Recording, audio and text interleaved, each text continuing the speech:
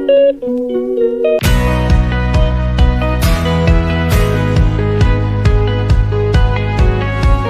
everyone! Today we want to share a super cute DIY video, a bunny ear hair clip. Using colorful ribbons, you can add a touch of playfulness and charm to your hairstyle. Check out these creations. Made with fresh and bright green and yellow ribbons, each bunny ear hair clip is crafted with delicate handmade details, making them uniquely charming.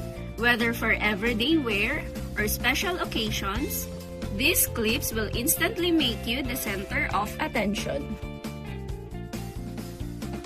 For those who love DIY, these bunny ear hair clips are a must try. Create your own unique hair accessories and give it a try.